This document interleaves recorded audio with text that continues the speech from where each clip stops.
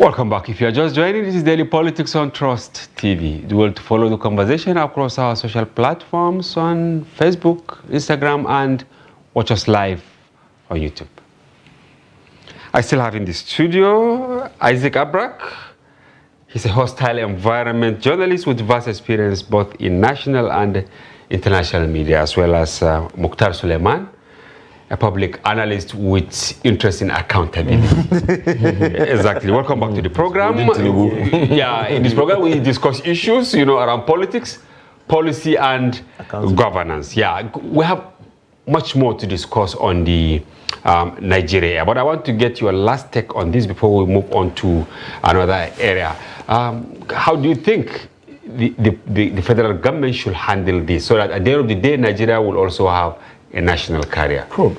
We need to probe this first. Okay, the multi-billion. The thing is, if in every issue that has conflict, for example, after there is there needs to be restitution and reconciliation at the end of it. These are very, very important parts. So if this matter is not probed and not concluded especially for the stakeholders in the airline business, it's going to be very difficult to actually just start it all over again.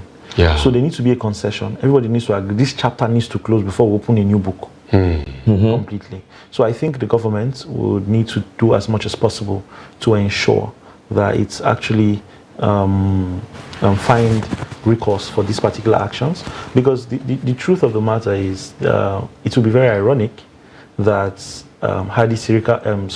President Bola Ahmed Tinubu will be the one that fights corruption, and he has actually started doing that by his salient way of handling most of these things. We saw that with the removal of Godwin Emefiele from CBN when he came in. Just this evening now, EFCC chairman has been suspended because of some sort of weighty accusations that have happened. So there's a little bit of there's a overhaul going on in the administration currently, and I'm hoping that the intent of it is actually good. Hadi Sirika has to be the next in line, please, because we need to ensure that we can prove if he's innocent. If the papers show that he's innocent, that's fine. You are begging. But it should show. Evidently, everybody should see it and understand what happened, because I know that the airline players said, when this entire process was going on, they only did one meeting once. That was the only time Adisika ever consulted with them. After that, it was a one-man show. So what is your final take on the airline, Isaac? It's just basically to enforce what Mukhtar has said, that President Bola Ahmed Tinubu, commendations coming from you've done so very much. We want this issue to be looked into. We want it to be closed so very much to give confidence to our local domestic airliners. If not, if you fault them now, they might not have confidence in investing so much again. Exactly. So we expect the president, please look into this situation and address it so that we can have a good conclusion to move forward. And we're watching. And you are hopeful, both of you, that the president will actually probe quite a number of officials of the previous government? Well, yes. I think so. I think so. And the good thing is that he has done it silently. He's doing it silently. He didn't come out to make a brigadier, I'm going to fight corruption. No. We're just seeing it happening. Yes, quietly. Great. Why are you so interested, Isaac, on establishment of the National Forest Guards? The president promised quite a number of things in his manifesto, even though they gave the manifesto a different name, with the slogan Renewed Hope and all that. Why Forest Guards? I like the fact that this question is coming from you, Hamza, because you are also a hostile environment journalist. You're a northerner. You've seen, some of these issues. Well, what are the issues that we are facing? Why they are there? You've seen it firsthand. And Mukhtar here is also my brother here from Niger State. These things affect all of us, not just the northerners, but the whole Nigerian. But when it comes to issue about security, I think at the moment in time, we are the ones that face this thing more to the face. Why Forest Guard? Hamza, Mukhtar, that most of the bandits, or would I call them violent groups? That are attacking non-state actors, non-state actors that are disturbing the peace of Niger State, or is it Borno State, or is it Kaduna State, or is it Plateau State, or or is it Oshun or Anambra with the separatists? Yeah. They always launch their attack from the forest. They come, they abduct, they kill, they rape, and they disappear back into the forest. Yes. Right? Yes. Hamza, you are also aware that when President Goodluck Jonathan declared a state of emergency in 2012, or was it 2013? Yeah, Borno, yes, Borno, Yobe, and Adamawa. 19 local governments, right? Boko Haram had encroached into the city of Maiduguri. Yeah. The army was battling with them. But with the creation of the civilian JTF, the Civilian Joint Task Force, yes, by the vice president, then he was governor. Yes. These guys provided intelligence to the army or to the police, and they were able to smoke out these people. Yeah. It therefore suggests to me as a journalist, yes, and I believe that you agree with me because you have been there too, that if we are to create, if Bola Ahmed Tinubu is to fulfill his mandate, yes, because he promised in his manifesto, yes, that he was going to revitalize the forest ranger or the forest rangers or forest guards. Because we had them. Yes. In the cities, we read it in books. Yes, we read it in books. So he was going to revitalize them. So if he's going to fulfill that and establish this time around, what we are calling for is the establishment of a national forest guard, right? Whereby youths from the rural areas will be employed to be the ones that are going to work in the forest. Not the vigilantes that we have working in the cities, not the Ametekuns that we have working in the cities, not the Aisha Bakari, of the hunters who basically dwell more in the cities, and when there is attack, they go after. No, but we want to have guards in the forest who would man our forest. Because, Hamza, we know that, Mukhtar, we know that in all our rural areas, in all African communities, there are what we call hunters. It's a preoccupation. And they have the mastery of the forest. Our farmers have the mastery of all those forests. In fact, we call them forests, but they are actually farmlands. Yeah, which we can revive and increase our food production. Yes. So if, for instance, now a bandit come to Chikun local government, one village of Chikun local government in Kaduna State, and carries out an attack and is running away, and we have the youth of those communities working as forest guard, I assure you, Hamza, they understand that forest more than those. So they'll smoke him out. And Hamza, you also know, sorry sir, and you also are aware that most of these people causing mayhem in Nigeria, you know that they are not mostly Nigerians. They are aliens. Yeah, Mukhtar, what is your take on this? Because every other person has his understanding of how to address the security. Some are saying more boots on ground in terms of maybe police, army, Navy, Air Force, and all that.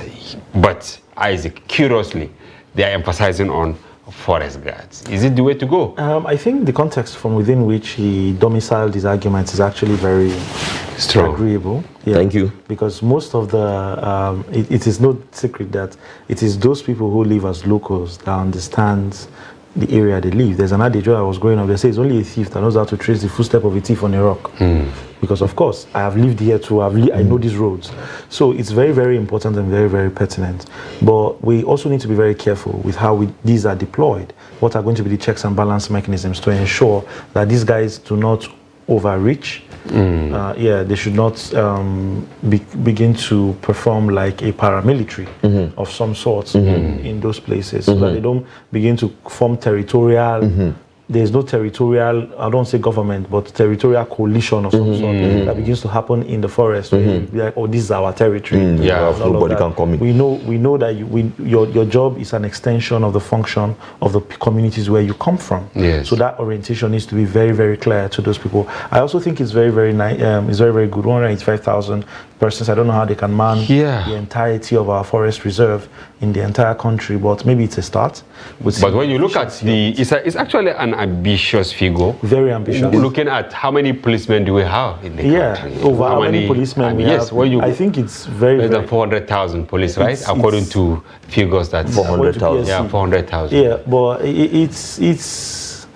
I feel like more recruitment into the police needs to also be done. But for all of that to happen, I remember when uniform job used to be a thing of pride.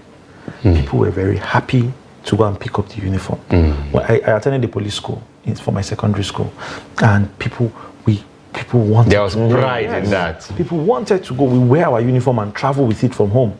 Like, we're very proud of it, but not anymore. And that is because for most people, they don't feel like the states care enough about them. So there needs to be that sort of concern that needs to come in to encourage people to take ownership of the country. Yeah. That the business of security is not for security agencies alone. Yes. It is for you and I. And if you can join and pick up a uniform as well, not just for the sake of job security, but for the sake of protecting those people you're going to leave at home when you go. As a passion, beyond what comes to you as salary, entitlements and all that. Salary is not that much, but some people just take it as, nothing else is coming. So, but I think it needs to go beyond that. It needs to go back to that time where people were really excited about it. So I think that will also help in factoring out how we are going to ensure. Isaac, what comes to my mind was Sambisa Forest. Thank you very much, Hamza. Now you're speaking very well. Now, I'm happy to have this conversation with you because you know these issues. Now, when you, I want to go back. Well, I want to go back a bit to the ambiguity that you talked about the figure 185,000. We looked at it that when Kashim Shettima, as governor of Borno State, recruited a civilian JTF that helped. You know, they help very much. I'm like, you know these things. Yeah. I mean, we don't want to take away, the credit from the military, but we know that these were the people that were responsible, that helped in so much a way, much that they helped to reduce. Because they brought themselves out from the community. I would not say somebody brought them out. Yes. Because the youths, I remember at Gwengerite, when one of them volunteered to hold on to one of the Boko Haram. That was the beginning. That was the game changer. Yes, and that gave everybody the audacity. It is our land. We will protect it. Yeah. They were recruited 20,000 of them, Mukhtar. So if 20,000 of them were able to do that job, in Maiduguri, right? How many do we need in the whole of Nigeria? Of course, we cannot take 20,000 from each state. So we looked at it, 5,000 naira from each state. 5,000 individuals. 5,000, individuals from each state.